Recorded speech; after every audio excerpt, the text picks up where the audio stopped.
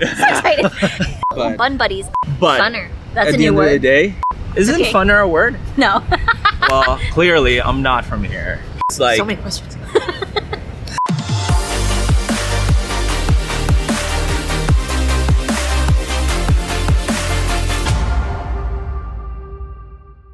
What's up, guys? Welcome back to my channel. Today I have Carlito again with me, but instead of teaching muscle ups, if you guys didn't see that video, I'm gonna link it right here. But today he's gonna ask me some questions. We're gonna be doing some trainer slash lifestyle questions. Some of them I know, some of them I don't, so we'll just see how that goes. Yeah. But I'll let you kick it off. Let's do it. All right, so question number one, we have Lil T. What got you into fitness and what has kept you in fitness for this however many years you've been doing it? So I got into fitness because I was on my cheerleading team at Laurier. Okay. And I didn't want to be bad, so I was like, let me get a little stronger because I was a weak little noodle. And so then that's what got me into fitness. So I guess like my competitive edge or just like wanting to be like an actual athlete and contribute to a team. And I think what's kept me into fitness is the community. Like honestly, the calisthenics community, I say this all the time on my Instagram. Aww. That November meetup that I went to like 2 years ago, just seeing how positive everyone was and like people in Toronto especially who just want to see people grow. Yeah. I was like, yo, like this is it. That's like, awesome. This is where it's at for me, so. Sweet. Yeah, how about you? What got me into fitness actually? So I went for an exchange program to LA and I fell in love with calisthenics in Venice Beach. And from there on, yeah. Okay, Venice Beach must have been very different because. Oh, it was just that little area where you do calisthenics. Yeah. The rest of Venice Beach, questionable. Just don't go there. But and yeah, I think same for me. The community has really kept me into it. I think, you know, the fact that we have such a small, tight-knit community here in Toronto, Yes. and everyone's just kind of have this type of connection, this type of relationship, Yeah. helps you stay motivated and inspired. So yeah. And accountable. Just Hell take, yeah. Because some of you guys like don't even like, one thing about the Toronto community is that half of them don't even have an Instagram account and they're like the coolest people I know. And I just spat, my bad. Coolest people I know. Just excited. So excited. And just to see like people just naturally wanting to get better, not just to be like, oh, look at me on Instagram, but just to be like, yeah, I'm working on my stuff, like low key, I think is one of the most inspirational things to see as well. It's just people genuinely wanting to be better. That's so dope. Yeah. You are right. Now, name 3 things that you are most proud of. And no, you cannot talk about your bun. I love my bun. Yeah. Honestly, my half up, half down, which is what I usually wear, is very well known. Very well known. In the world? People are like, oh, where is she? She's small with a little bun on the top of her head. I'm even trying to recreate it with I mine. know, But bun buddies. But 3 things that I'm most proud of for myself. One was starting my business back in 2018, I believe it was. Because I was so scared. It was like the scariest thing ever because I was like, what if I fail? But definitely taking that step and just like believing in myself and having it grow so much is definitely something I'm proud of. Another thing I'm proud of is my overall confidence with like social media. Because when I first started my social media page, I didn't tell anyone I had it because I was like, don't look at me, I'm so embarrassing, I don't know what I'm doing. But now I'm like, I post every day, I try to help other people grow their accounts because I feel confident in my abilities and what I know and what I've learned. that's so nice. So that's another one. And then lastly, what I'm proud of, it's a bad that I can't. Your handstands. You should be proud of your handstands. You have yeah. really good handstands. I'm gonna say that. My handstands. Because and your muscle up. We just went through this. worked it. But yeah, my handstands, I guess, because I remember I wanted it to be a goal to do a handstand push-up, and now I can do them with relative ease. You didn't want to say easy because you're like, I'm gonna be humble. I'm gonna humble myself here. Yeah. All right, that's amazing. And on that note, what advice would you give to other trainers starting out, or even to other people in fitness and in calisthenics starting out? Honestly, it's like don't care too much, if that makes sense. Like I know we like because we're perfectionists at heart or whatever, and we always think whatever we're gonna post, whatever we're gonna put out there, whether it's a program, an Instagram story, or just like training your first client, that you think the workout has to be absolutely perfect. Yeah. Like you just learn as you go, and especially with like certain role models and stuff like that in your life, you just have to realize that like everyone started out somewhere, and you're not gonna be perfect the first time. Because I think we all overthink it too much, being like, oh my gosh, like there's so much to do, I have to be amazing. But yeah. No, I agree with you. Yeah, it's great to fail. Yeah. Especially nowadays, we're bombarded with perfection. Yeah, and like the fakeness of social media sometimes. Yeah. So you know? I appreciate that for sure. And what's the best lesson you've learned through your journey, I guess, in calisthenics? Honestly, I think one of the best lessons like in calisthenics is like, well, I don't know if it's a lesson, but it's the most humbling thing you'll ever do. Trust me. You'll see someone do a front lever and you'll be like, oh, bet I can do that. Cannot do Until a you front try lever. it. Still can't do a front lever. So I think I count that as a lesson, I guess. No, Just it is. never thinking that you're like too above anything else, or that you're like someone who can accomplish everything. Like everyone's going to be a student at some point. Even like the best of the best, they're still learning everything. Yeah, I agree with you. Requires you? effort, practice, and time to actually do the things that you want to do. So yeah, if front you don't lever, put that, time. a lot of time. Yeah. All right. How about what is your biggest misconception when it comes to fitness? Ooh. My biggest misconception, or you think how Your mine? biggest? Well, no. Or like what I guess people's, or what do you think are people's biggest misconception about fitness that you've heard, or your clients, for example, come up to you and they say like, "Oh, I thought we had to do this so that I could be that." Yeah. You know what I mean? Or like, honestly, I think it's those like when we put out workouts and we're like, try this workout. I think a big misconception is people are like, oh, I just have to try different workouts all the time. They don't do that like progressive overload. They don't do that routine for like 3-4 weeks at a time. Yeah. And do you find, because you have online training as well, do you find that when you first get a client, like I've had a couple of them ask me being like, oh, so like this was my first week program, what am I doing next week? Yeah.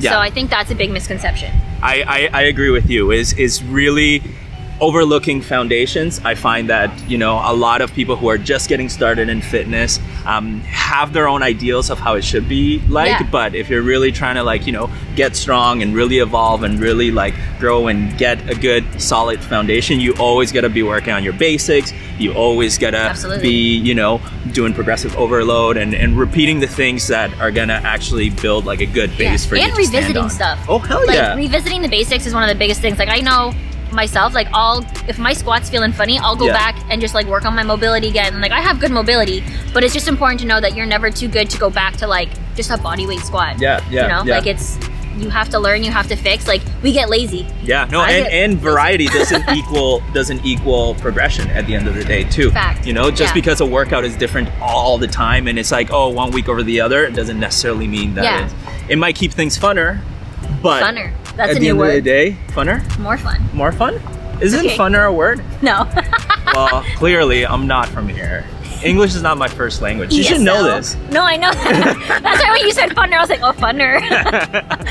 That's where we're going. Memes. We'll start with my face on saying funner. Funner. Yeah. If you want to learn funner stuff, go to Carlito. More fun. ESL with little t. All right. Do you ever struggle with body image? Let's get into serious stuff. Absolutely. Oh, yeah. Absolutely. And I think because I don't talk about it on my Instagram too much, and I briefly talked about it on one Q&A, people just assume she can do all this stuff, she posts all the time, she must feel so confident. But the amount of times I'll send someone a video and be like, do I look fat? Do I look big in this video? It's definitely unfortunate that the fitness world is abs and big glutes, toned legs, toned everything is fit. It means you're strong. But I know for a fact there's a ton of athletes out there who are a little bit more bulky. And if you look at them, you'd be like, oh, they look fit, they look like they work out, but they don't look shredded. So I think body image wise, because there's so much normalization between if you're shredded, you're strong. Yeah. That's where a lot of people struggle. Okay. And so for me, I'm super self-conscious because I think I talked about this again on my story. I don't post ab workout videos strictly because the girl doesn't have abs. Visually, not there. I like to eat. I always get self-conscious are people gonna think am I gonna get a comment, why is she showing an ab video? She's got no abs. You know what I mean? It's not about that. But also, it's time not to care about that stuff. So we're gonna post an ab video soon. So if you had to give someone a little bit of an advice who might be struggling with their body image and might be having kind of those same sort of negative thoughts about their body, what would you kind of say? Or what do you tell yourself? What I tell myself? Maybe what do you tell yourself to be you know what? It's not about that. It's about other stuff. Yeah, for me, so when I get down on myself being yo, I don't think I look so good in that video, I'm but also take a look at what I'm doing in the video. It's true. You know what I mean? Sure, if you want to call me unfit or unstrong, I'll be all right, bet. Can you do what I did? You know what I mean? That's when you really hype yourself up. That's when I'm all right, Taylor, let's get in a good mood. Yeah. But no, in all serious, it's definitely about what your body can do and focusing on that rather than how it looks. Functionality is something that is with you forever, you know? I agree. Your looks, we're all gonna get old and wrinkly, so it's inevitable. But if you can move well, if you're an 80-year-old and you can squat, you can do a push-up, you're strong, power to you. So. Hey, that says a lot. Yeah, no, I agree with you. And why did you start your Instagram account? What was that one thing that you're like, I'm gonna start an Instagram account and I'm gonna call it Lil T Fitness? Oh, I want to know a little bit more behind the name. So fun fact, I started my Instagram account because I didn't want to be annoying on my personal account and annoy people with my fitness posts. So I was like, I'm gonna create one super secret, not tell anybody, and have it called, it was actually Little Lifter Motivation at first. Okay. But that's a mouthful. So we changed it to Little T Fitness because my best friend and her family call me Little T. Okay. So that was like a nickname that only they called me. And then now that it's my Instagram name, like a lot more people like, you call me T, Little T. So that's kind of the story behind. And it's funny because I didn't know your name for the longest time. Nobody when does. we met. So I'm not gonna say it. You guys can find it. It's like, actually, it's a little goose egg. comment below if you know Lil T's real name. Yeah, all right? the real ones will know. The real ones will know. So comment below, give me your 2 cents there and see if you can get it. All right. How did yours come to life? Because your name is Carlos, not Carlito. That's true. I was gonna That's tell a him fact. to. Yeah, that is a fact. So I started Instagram a long time ago. I don't even know why I started Guess how Instagram. old Carlito is. Why don't we put that in the comments below? Yeah, How guess old my do you age. think he is? Guess my age. But yeah, no, it evolved along the way. You know, it was called something different before, What was it and called? then what was it called? I've always known you as Carlito. I don't remember. Yeah, but even before that, it was something completely different. I think it was just like, oh no, so okay, yes. Before, okay, it clicked. Before it was Carlito, I started this thing called T.O. Bars. No one knows about this. Toronto bars. Yeah, this is before like. Ooh, this is gossip. This is gossip. No, this is not gossip. This is history. Let me tell you, history lesson here. So it was actually T.O. Bars, Okay. and then. From that, it evolved into Carlito Chosen when I was training with Body by Chosen. Yeah. Because everyone started calling me Carlito for some reason. It was kind of like my nickname. Yeah. And then I was able to score the name Carlito. And you're like, snag. And I was like, you know what? Let's get it. Let's go with it. All right. So yeah, that was mine. There. Oh, you got some people on the water. Just ignore that. I think they're coming for you. I think the police is coming for you. What did you do? They're checking your record. Yeah. All right, so let's switch gears a little bit. Right now, you are super involved in the fitness industry, in the Instagram industry, in the coaching, the apps, all the stuff, Gymshark, all of that cool thing. Is there anything frustrating about the industry that you're in right now? Anything that you're like, shoot, I wish I could change. I wish I could make it a little bit different or a little bit better, or I wish a lot of things. I literally spoke with nothing in my brain there. In the industry in general for fitness, or like what I do. The fitness industry. Yeah, I would say there's a lot. Like, I think we touched on this. Like, yeah, we did. There's a lot of fake content out there. There's a lot of people who, like, my biggest pet peeve is when someone will post, "Oh my God, great shoulder day, great upper body," but it's like just my butt. And so it's like stuff like that I was just like, in my head, I'm like, I wish that we could just, especially as females, we could honestly just feel confident enough to just show off our upper body strength and know how beautiful that is, and not have to show off our derriere. But another frustrating thing about the industry is, like, especially with social media, is people with specific amount of followers who maybe, I don't know if it's like they just don't want to talk to people who have less followers, or they don't want to even bother collabing with them. Like, I think that's a little bit frustrating, because I remember when I was starting out and I had like, say, 11,000 or something like that, and I reached out to a bigger account, it would always be like, oh, like they would just kind of brush it off, kind of. Like a numbers game in a way. Like, people care more about numbers than the genuine human behind the account. Yeah, that's frustrating. I've always said, like, as long as you are cool and we do similar stuff, we vibe, we have a good connection, I'm willing to collab with you if you got 0 followers. If you don't have an Instagram, I don't care. Like, if you're cool, you're cool. Obviously, when you go on trips, like my LA trip for collaborations, there was a couple people I didn't get to collaborate with, so my sincerest apologies. But that's next time. That's more of like a time restraint thing, though. Yeah, so like, of course. I definitely want to say that it's frustrating from an influencer point of view to know that, like, some people out there really, really care about numbers. Yeah. Because realistically, numbers aren't everything. It's more about the interaction, the genuine community. Whoa. The genuine community that someone has behind their account and who they are as a person. Yeah, no, I agree. How about you? Because you're not a big fan of social media world. Yeah, well, I mean, what are you frustrated with? I am frustrated with the fact that there's this kind of like underlying kind of thought, I feel, lately in the industry that if you don't have social media, you won't make it, or you're discredited from, or you won't make it. You know what I mean? Some people go to the fact of being like, oh, you have a trainer? How many followers do they have? Yeah. That makes no sense. When at the end of the day, like, this is life. We're creating a legacy. We're creating a business. We're creating other things that, you know, should be bigger than social media. And we just need to use that as a tool and not something that kind of like consumes or drives every single decision that we make. Instagram could go... Yeah. Boom. You saw it not a few days not too long ago. Instagram went sideways. Yeah. You know how many people had anxiety that day? Myself included. For me, it was actually the opposite. I was like, okay, well. Carlito was like, yes! I was like, I'm relaxing. Let's go. I was like, I can't post. I can't check my likes. I can't do that. Like, what do I do with myself? Like, we're fine. Yeah. See?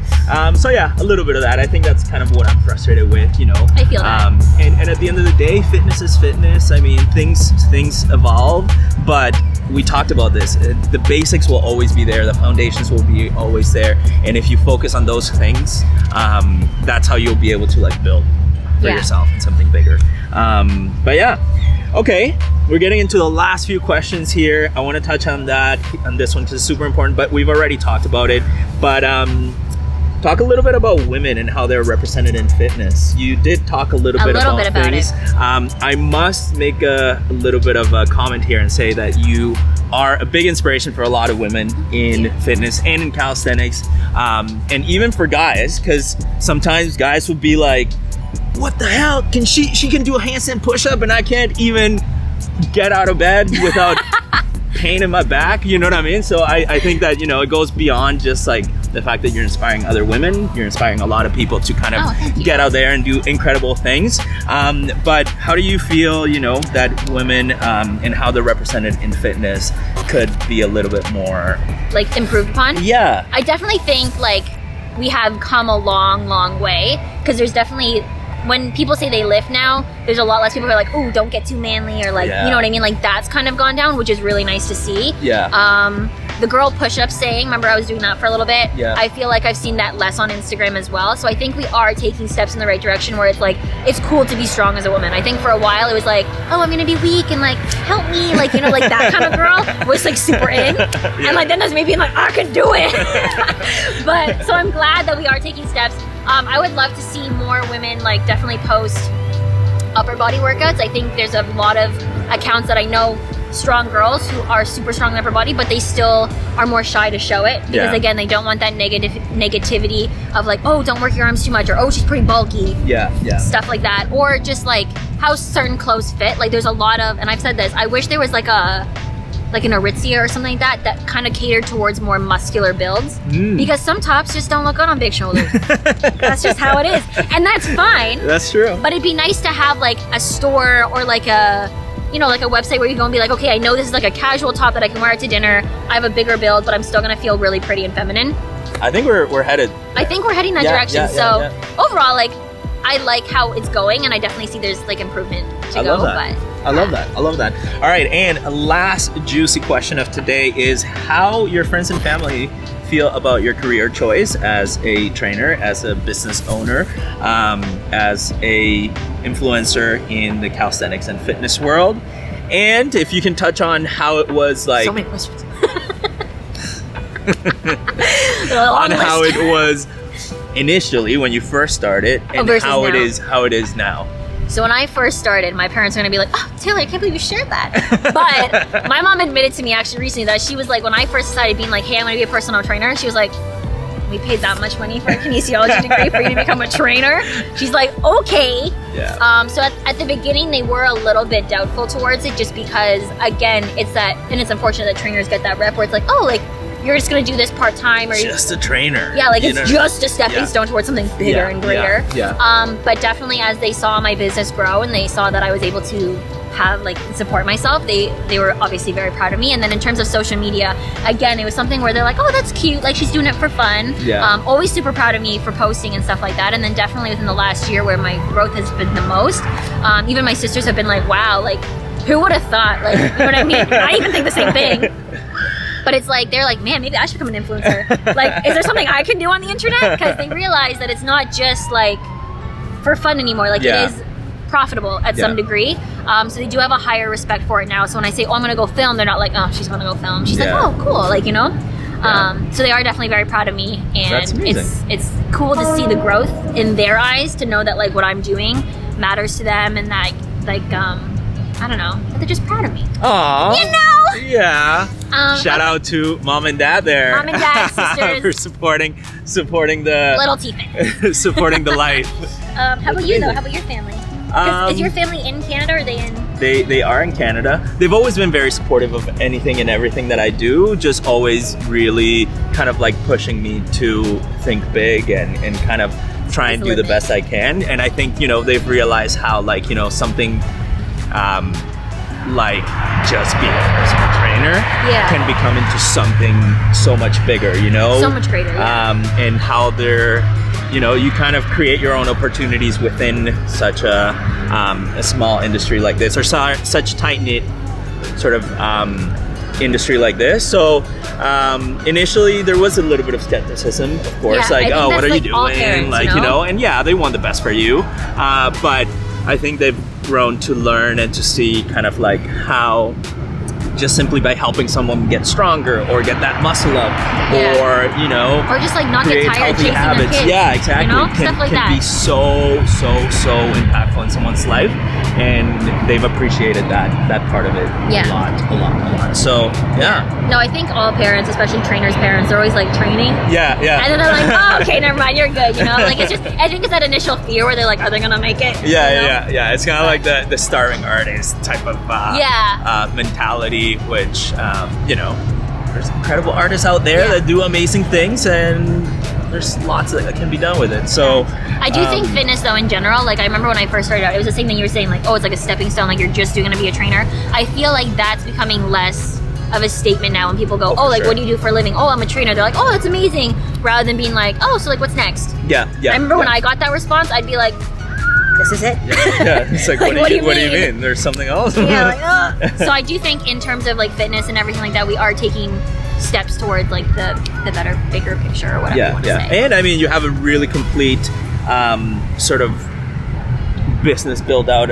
of the whole thing, not just, you know, your one-on-ones, but you also have your all your collaborations that you do, your Instagram stuff. You have all your sponsors that help you out with a lot of stuff. You have your app. My app. Plug in your app. Do not forget about your app. We talked about this before recording this video. All right, talk about it right now, actually. Okay, so now that we've talked about fitness a bunch, if you guys are interested, I do have my app. It is only $1 to sign up for the first month. It has a variety of programs on it. So we have mobility, we have strength, we have calisthenics. We even have some core challenges and something I like to call Fun Fridays, where anything like my mobility Mondays or any kind of challenge that I post on my Instagram can be found on that app. I'm fully engaged in it. I reply to all the emails, and I'm there completely for you guys. So if you guys do want to check it out, it's going to be right here on the screen. Yes! There it is! There we go. And then I think that's all your questions, right? Yeah, that's all the questions that I have for you. Sweet. Yeah. I'm trying to think if I have like a juicy question for Carlito. No, here's a question for you. Oh, cut off. Denied.